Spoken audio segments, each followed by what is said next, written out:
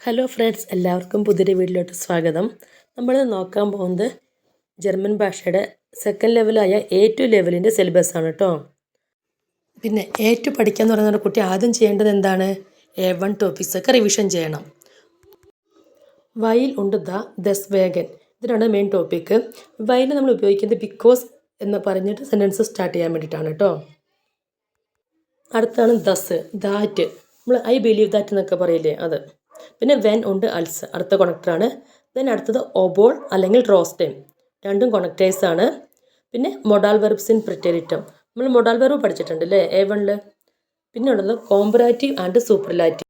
പിന്നെ ഉള്ളത് അൽസ് ഉണ്ട് വി, ദെൻ ദാമിറ്റ് ഉണ്ട് ഉംസു, പിന്നെ വേർഡൻ എന്ന വെർബിന് നമ്മൾ ഡീറ്റെയിൽ ആയിട്ട് പഠിക്കണം.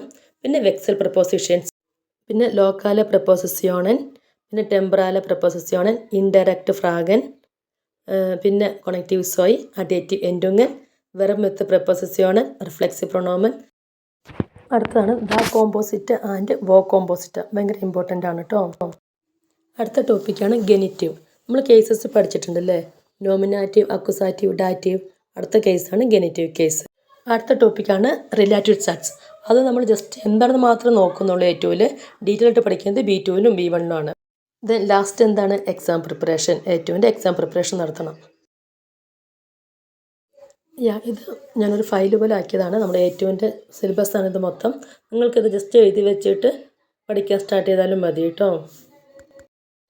പിന്നെ നമ്മൾ നാളെ മുതൽ ജർമ്മൻ്റെ A2-ൻ്റെ ഒരു ഓൺലൈൻ ബാച്ച് സ്റ്റാർട്ട് ചെയ്യുന്നുണ്ട്.